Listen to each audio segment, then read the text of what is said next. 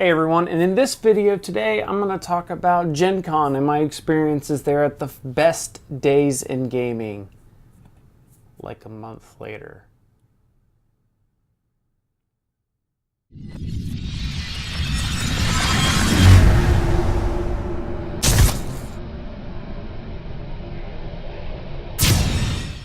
Hey there everybody, Chris Renshaw here, and yes, like I said, it is about a month late, but I'm finally getting around to doing my Gen Con experience video. Now I've dabbled a little bit talking about it on both Boards and Swords and the Dirtbags of Holding, but I wanted one all-encompassing video where I could talk about the entire convention as a whole and not break it up into board games versus role-playings, etc. And you can see one of the first things is I got myself a nice nifty fez from the Fez people over at Fezorama.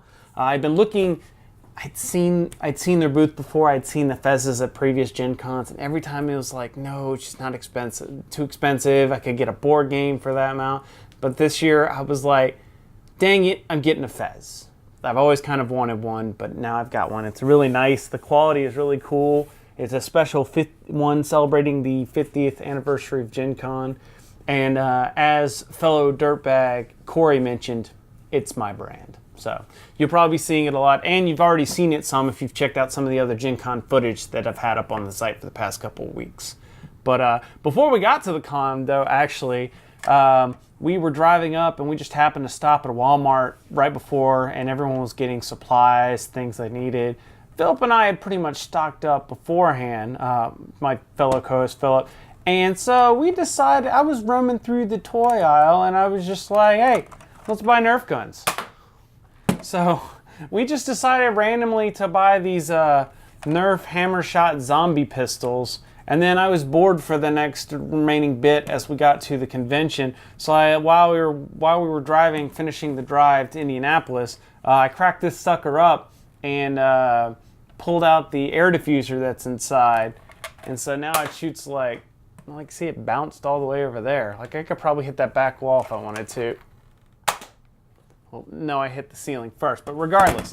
So I was having fun with this the rest of the weekend. Although I kind of learned my lesson when I accidentally shot Philip in the eye. I was like, think fast, and I pulled the trigger too fast. And you know, they say never point it at someone's head. Well, I did, and yeah, he wasn't too happy about that. But we finally made it to the convention center. And I was all excited, rip-roaring, ready to go. I had things lined up. I went to Scotty's for the first time eating at Scotty's and tried out their peanut butter burger, which was amazing. Saw some people there for the first time, although I'd run into them back and forth the rest of the weekend. Then later on, I had the Monte Cook Games meetup, which is, I was running games for Monte Cook Games at Gen Con. I was doing some booth demos and I was running a game of Predation.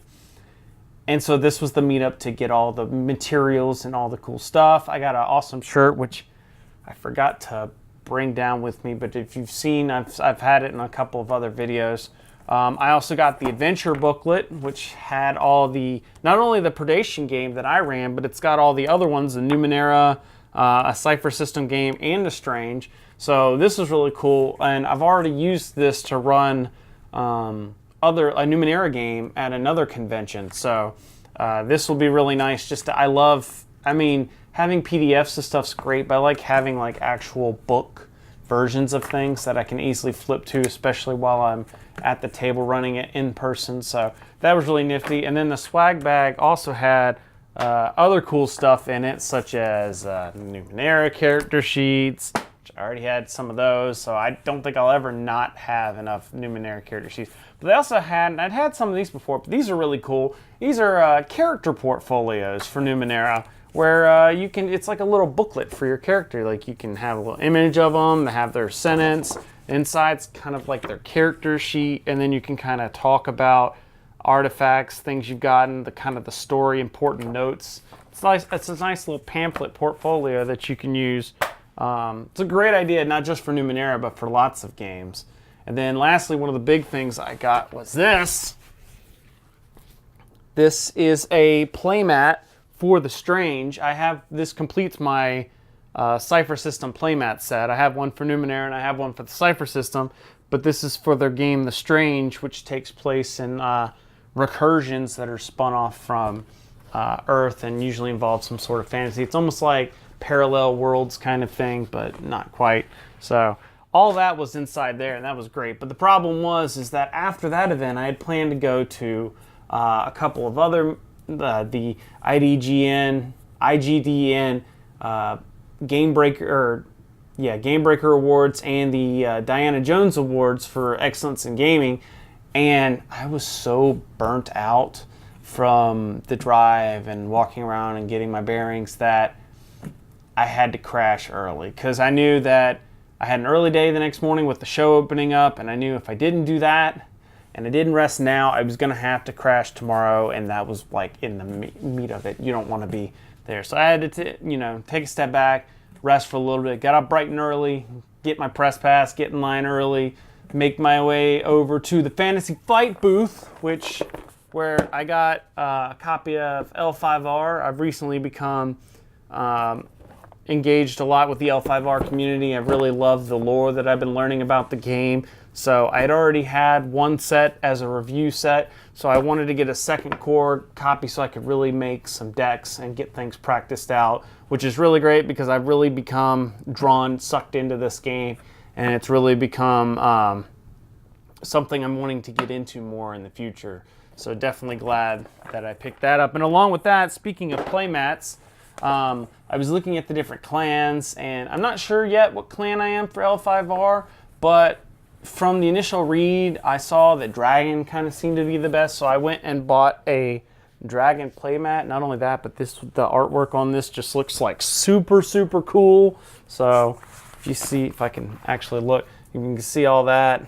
Yeah, so it's a really cool artwork, and I like having the playmat for playing L5R instead of just using some random bland playmat or a playmat for another game. I like having something thematically oriented towards that game. After I got the chance to browse around the hall for a little bit, I went to the MCG Seminar where they talked about what's new, and you can see that whole seminar I recorded and posted up on the channel a couple weeks ago, or actually during Gen Con, and that was where they had all their new announcements of their big products coming on, biggest of which was Numenera 2, which actually launches this week at the time of this recording. The day I'm recording this, it launched today, which is not a new revision of Numenera, but just a new direction is, I think, the way that they want to spin it, where it's 2 new core rulebooks. They're going to be retiring the old core rulebook. In the first book, Numenera Discovery is mostly the same as the original core rulebook, so you don't necessarily need that if you've got this. It's just got some new content in it. And then Numenera Destiny, which is going to be all about taking the Numenera that you find and then using it to kind of craft different objects with them, maybe starting a town or a civilization and protecting a city from, things that are going on. All sorts of new things versus just, okay, we went out and explored, now we're going to bring it back and build our community. So I thought that was really cool. Speaking of Numenera, while I was there at the booth, I had a coupon for like $25 off, so I used that to pick up 2 new books to kind of fill out my Numenera collection, because I have most of the books, but I still had needed a few. Into the Deep, which is all about kind of what's underneath the oceans in the Numenera 9th World, which completes out the Into blank. The series back here behind me, you can see I have Into the Night and Into the Outside, but I didn't have Into the Deep yet, so I picked that one up. And then I also got the Explorer's Guide for Torment Tides of Numenera. And Torment Tides of Numenera is a video game that came out earlier this year, or end of last year, can't remember timeline. And then they released this product, which I believe won an Emmy for the cover art or something. I can't remember exactly. I'll put it down here below. But this is a companion book that allows you to take the experiences that you've seen in the game and apply them to the tabletop and bring them into your actual Numenera tabletop games. So anything that just deals with more of the lore of Numenera is a really cool book. So I had to get that one as well. So after that, I did more kind of rummaging around on the floor. I also managed to pick up Flick 'em Up Dead of Winter. This is a dexterity game where, if you've seen the Flick 'em Up game, it's a dexterity game where you're playing as different cowboys trying to flick discs at your opponents as bullets and take them out. Well, this takes it and puts it in the Dead of Winter universe, where you have a zombie tower that drops zombies on you and you're trying to flick things at them to take out the zombies.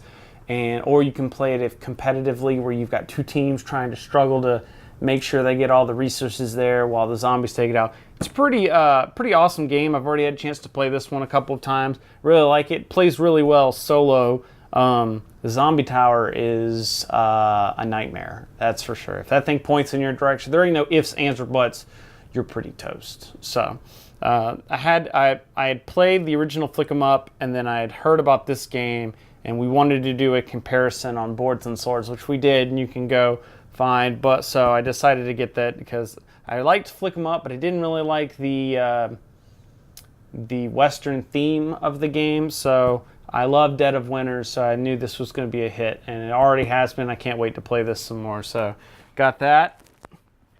And later that night, I got invited to the Asmodee press event, where I got to see a bunch of new things coming out from the Asmodee group and all their various subsidies, including When I Dream, which is a really cool game where you and a bunch of people put on blindfolds, and almost in like a password style, there's a stack of cards that has one word on it, and the other people have to give one-word clues and just go around until you get one shot to guess the answer. And if you get it right, it goes in one pile. If you get it wrong, it goes in another pile. The catch is that half the people want you to get it right, and maybe some of the rest of them are wanting you to get it wrong. Or there's even a Sandman who wants the piles to be even, because they get points based on whichever pile is the lowest. It's a really neat game. There seems to be kind of a lot of these type of games coming out. But I thought it was really cool. It's a neat little deduction game. It's kind of depends on. I don't remember what they said the price point was going to be for that, but it might be a cool one if it's priced well enough. Especially a neat kind of little party game. I also got to try out and come away with a copy of the Cities of Splendor expansion for Splendor, the game. This adds 4 modules to the game of Splendor. I got to try out the Strongholds one, which is where you can take these little plastic strongholds, and anytime you acquire cards in Splendor, then you can put these on there to help make it harder for other people to get those cards. So I didn't really get to get fully into it. It was just kind of a quick overview of it, but I'm looking forward to diving in on this because I've definitely played a lot of Splendor, and Splendor's very liked in this household. So I'm interested to try these new expansions and see how they change the gameplay. Then, that night was I would have to say one of the highlights of the Gen Con trip, and that was the Summit Podcaster charity event that I went to. So this was an event that had been hyped up for a few months now. It was put on by Inside Up Games. I actually have copy of the board game here. So Summit is a board game, like I said, from Inside Up Games, where you and a group of your friends are mountain climbers trying to get to a top of a mountain and back down again, you know.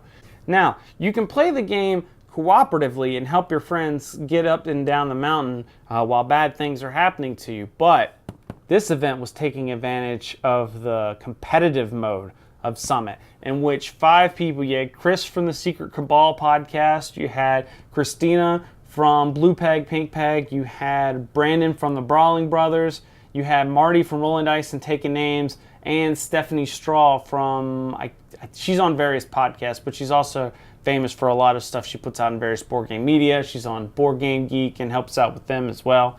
And it was announced and broadcast by, or at least they had announcers, Tony from Rolling Dice and Taking Names, and Christina's husband Rob from Blue Peg, Pink Peg as well. And I had heard in a couple other podcasts that Connor from Inside Up Games and the creator of the game was curious about live streaming the game, because there was a lot of people that couldn't make it, and they were really hyping up the event, and there was a lot of people that are sad that they couldn't make it.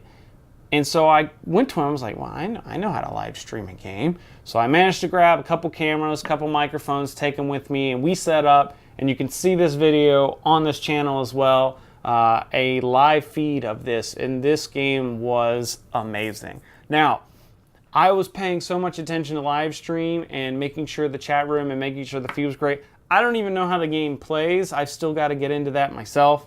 I was too busy just having fun with all the stuff that was going on and the craziness. Rob and Tony were making the game great with their announcing. There were people in the physical room that were also in the chat room for the live event that just helped beefing up the chat room and making it just a really awesome experience. There was a lot of donations. There was a lot of giveaways. We even had someone that was in the military serving overseas in Afghanistan or Iraq. I can't remember. But he was watching the event live, and we even had somebody donate to the 101st because he was with the 101st Airborne as well. So we had someone donate $101 to the charity event, which ended up going to St. Jude's Hospital because Brandon ended up winning that game, and that was the charity that he had picked. So all in all, I think the room ended up raising like $700. Connor threw in an extra $300, so it was a flat even $1,000. So it was $1,000 given to charity, and it was a very excellent event. So definitely a lot of fun. I think we need to do something like this again. I've already been talking with a bunch of the podcasters and stuff, and I think this is going to be something that we have to repeat in the future. So Friday rolls around, and there was a bunch of different things. There was the FFG Inflight, Fantasy Flight Games Inflight Report, where they talked about a few different things. It was kind of okay. I was really hoping they would announce more, but it was not really... There was not really much there to talk about. The big thing that got announced, which was Star Wars Legion, had actually been leaked a day before, so nobody was really surprised at anything they were saying at this point. So, but it was still cool to go and still cool to see all the creators and hear people being psyched about the games. It's just always, it's a little weird that they announce things like a week before Gen Con, and then you go to their in-flight, they're just talking about the same things that they just announced last week. Really strange. Then later on, we also had the live campaign event from the Oneshot folks, which was always a blast. The people were there in their characters from the campaign podcast, taking questions and answers, almost like in their Dear Minoc little mini show that they do on their podcast. It was super awesome, was having a blast. I was kind of wore out because that whole day was pretty much booked with me going to different presentations and interviewing and talking to people. If you saw the Diced interview that I put up here, that I did that day. Also the Sentinel Comics RPG, which should have gone up a day or two ago. I recorded that day. And then I also went to a presentation for this new tabletop gaming Kickstarter type website that's called Game On Tabletop. A really cool idea, and it sounds like something for creators is really going to be helpful. At this point, it just needs more benefits and more companies behind it, people to use it, and then the users will follow, I think. But definitely looks like there's a lot of tools. So if you're somebody that's thinking about doing a Kickstarter or an Indiegogo or some sort of crowdfunding related to board gaming or role-playing games, then you probably should give that site a check out, because I think, especially if you're an indie person, there's definitely going to be some tools there that help you out. The problem was, after hitting up all those interviews, I was exhausted. I was so exhausted. So going back to the live campaign event, I was sitting there, and it's so entertaining, but at the same time, I'm like barely keeping my eyes open because I'm just so tired. And I was like, I gotta do something. So I ended up canceling a couple of interviews that I had scheduled. It was kind of, I hated doing that. But I really, really overbooked myself on this Gen Con, which is something I warned myself I wasn't going to do last year, but it was definitely a problem I had, and it's something I'm going to have to take into consideration for in the future, making sure I don't hit burnout, because I don't want to be missing out on things I really want to do because I've just been so frayed running all over the place. But I wasn't tired enough to completely skip out the rest of the night. I went to the Strike tournament at Rolling Dice and Taking Names. They had a big, huge tournament of the game Strike, and it was a big meetup. A lot of friends, a lot of the people I've been running into in the past couple of days. So a lot of fun there. Then afterwards, got some drinks and dinner with Jeremy from the Blue Peg, Pink Peg podcast, and Sean, someone I had met and talked to on Twitter, but now got to meet face-to-face and hang out and talk a lot with. So that was a lot of fun. And we went back and played Custom Heroes from AAG, which is a trick-taking game, but it's using their card crafting system. So you have a base set of cards, and then as you're playing the game, you can put these modifier cards in, which will change the values of those numbers. So by like the second, third, fourth round, you're playing with completely different cards than what you started with. And so it adds a nice little tweak onto the trick-taking genre. And so that was tremendous amount of fun. Fast forward then to Saturday. Saturday, I started off the day by demoing at the Monte Cook Games booth. This is where I did a lot of the participation I did with them. I got to demo Numenera for a few folks. There was a lot of people that were really interested in it and liked the way that I was running the game. Then I also got to demo No Thank You Evil, which is their kids game. Met a couple cool people there, demoed it for a couple parents that were interested for their kids. There was a little girl there that she had just been there for like an hour demoing the game, and then like the one guy stood up, and then I sat down to kind of take my shift running the games, and she just sat there like, I want more. I just want to keep playing, you know. And so there was, you know, people. I grabbed a couple other people, and we just kept playing. And I just, at that point, we're just making stuff up, and because she had already gone through a lot of the demo stuff that they had already had there, so we were kind of making stuff up and just having a blast. And so she was enjoying it and loved it, and it just kind of shows how. I mean, this girl was like 7 or 8, and she somewhere. I'm not a great judge of age, just anywhere between 7 and 11, somewhere in that age range. And so she loved the game and had so much fun playing it. So it was just really awesome and really cool to see that kind of enthusiasm in someone that young for a role-playing game. So if you've got kids at all, I definitely think you should give No Thank You Evil a chance. I think your kids are really going to like it. And then, of course, we finished Gen Con off Saturday night the way that we always do, and that is at the Secret Cabal meetup. It was held at a different place where they took over the entire brewery that they had, and it was even piling out in the street. There had to be at least over 1,000 people there. There was a lot of giveaways and awesome times. It was really fun for me because I was able to kind of move around to different groups of people, and people just kind of like grabbing me saying hey, and so that was a lot of fun to hear and talk with people. Got to hang out and just chat with and just interact with the community, which is kind of my favorite part of Gen Con, is just talking to people, you know, people that listen to the shows and videos I do, people that don't, but I've just met over the years and I've just seen at all these different conventions, and just all my friends, which I say loosely because it's, you know, Gen Con, when you're there at this thing, everybody's your friend. I mean, you could just sit down and have a conversation with anyone because you know that everyone there has some of the same interests. You know, they're board games or RPGs or both or something else related to that. So it's just so cool that you can just interact and talk with people like, oh, what did you see? Oh, did you check out this? Have you seen this? Have you seen that? Always lots of fun. And then Sunday was the last day of the convention, and I ran a game in the morning of Predation. That was when I was running the game Predation. Did not do the best job, I think, in that game, but mainly because it was Sunday, the last day of the con. Energy was at an all-time low on this one. Voice was going out, so I was just not at my peak. And when I ran the game, when I finished, I just didn't feel like I gave it my best. I felt like I was just kind of phoning it in. And I'm sure I'm downplaying it, and I'm sure the people there enjoyed it because I was trying my best, but it felt like I could have done more. So that's another lesson learned for me, is I'm not going to run RPGs on the last day of a convention like that, just because I'm not giving it my best. Even if I try to, because I'm not at 100%, so I can't fully give everything that I want. But after that, I managed to hit the floor and grab a few more things that I was interested in. I got Banana Bandits from Simon. I had heard about this at Origins, and so I was able to get a copy of this to check out. I've already played it a few times. It's a really cool dice game. I think this is going to be more oriented to kids. The adults I've played it with, I've got kind of a mixed reception on, but I think kids are really going to like this game. So if you've got some kids in like the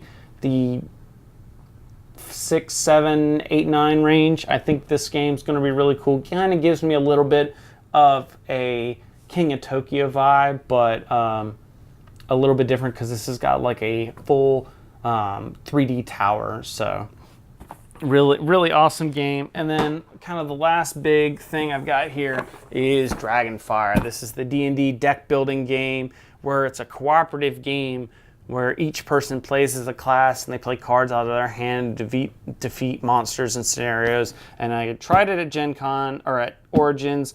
I knew I was going to like it. I was interested in, there's a campaign mode where you can like upgrade your character. And so I was really curious to see how that tries out. Haven't had a fully chance yet to try all that. There's a lot of cards in this box. That's one thing. This box has just got a lot of stuff in it. So if you're a fan of D&D at all, it's based on the Shadowrun Crossfire game that Catalyst put out a couple years ago. So if you're a fan of deck building games as a cooperative game, then I think you're going to want to pick this up. So one last thing before I go is I usually like to try an RPG there, and I didn't get a chance this to, sort of. So what I did get to try is I did get to test out Monty Cook's newest game that they kickstarted around this time last year, which is Invisible Sun. I went to a session, which they're like a session 0 that they call seminar, where it was run by the very excellent and awesome Darcy Ross that I got to meet and hang out with there, and where you come already with a creature, you come with a character already inside. This is what the kind of character books look like, and you've got all this information on them, and then you spend the session kind of world building. It's a very free-form kind of world building thing. You come up with things in your house, your neighbors, your neighborhood, some rumors floating around, interesting things going on. It's a very, very abstract sort of game. Like, for instance, like here's some of the things that's in this character. A luxurious, comfortable bed. Anything else is poor by comparison is one of the things in here. It's of its 10 rooms, I am especially fond of the egoist room. The furniture's walls and decorations form faces and tell me how wonderful I am and agree with whatever I say.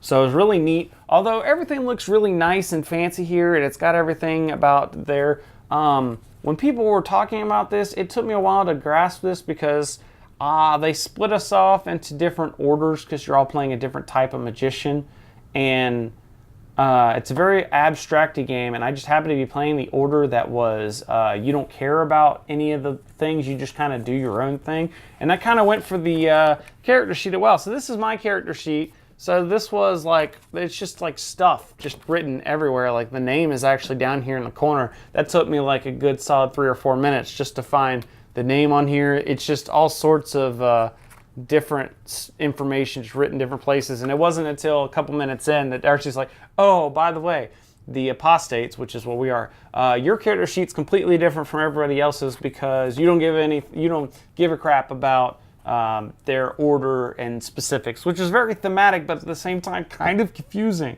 And then you've got people talking about really abstract things, like I had a neighbor that was a pillar of fire telling everyone to get off its lawn, and a satyr that speaks my inner monologue. So really kind of abstract thoughts. But about 10 minutes in, I finally got around to the point where I was able to contribute ideas and really starting to get a feel for the game. And the game sounds really cool. Like I was totally sucked in, and it sucked that it was only an hour and I didn't get to actually play the game. This was just the world building aspect of it. But it got me super psyched and ready for the full game, which is supposed to come out around the beginning of next year, spring or sometime.